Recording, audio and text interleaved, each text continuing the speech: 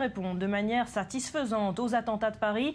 C'est ce que nous apprend en tout cas un sondage paru hier. La cote de popularité du président gagne 7 points. Dror, les Français et pas seulement ceux qui se classent à gauche ont globalement apprécié la gestion de cette crise par François Hollande.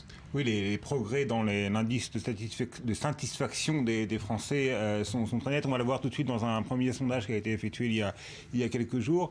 33% de bonne opinion pour François Hollande, ce qui constitue une progression de 8 points, et puis 40% pour le Premier ministre Manuel Valls, progression de 3 points. Deuxième sondage tout de suite, sondage IFOP, journal du dimanche, publié hier, dimanche, avec 27% de Français satisfaits du président, progression de 7 points, c'est sensiblement la même chose, et puis 39% satisfaits de Manuel Valls, là aussi une progression de 3 points. Alors, ça s'explique parce qu'en période de crise, bien évidemment, les Français ont tendance à faire bloc autour de leurs dirigeants, parce qu'eux aussi ils considèrent que Valls et Hollande ont été à la hauteur, ont dit ce qu'il fallait dire, ont pris les décisions que manifestement les Français considèrent comme étant les bonnes décisions. Mais encore une fois, il faut tout de même relativiser ce constat. 27% de satisfaits de François Hollande, 39%, 40% de satisfaits de Manuel Valls, ça reste des chiffres tout de même très bas. Alors, est-ce que cette satisfaction va se ressentir aussi sur les élections régionales? On est à moins de 2 semaines du premier tour.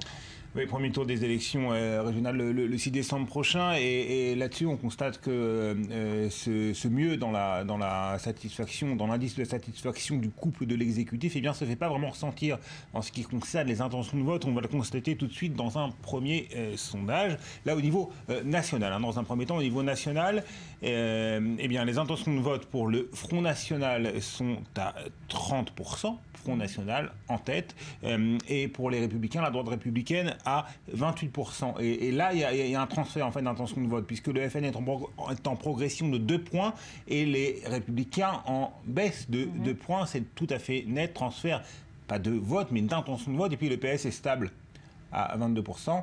Et là, concernant maintenant la région PACA, région clé, eh bien Marion Maréchal Le Pen pourrait, d'après le sondage qu'on va voir tout de suite, être la prochaine présidente de cette région, puisque d'après un sondage effectué le 22 novembre, donc dimanche, hier, le FN est en tête à 41% au second tour.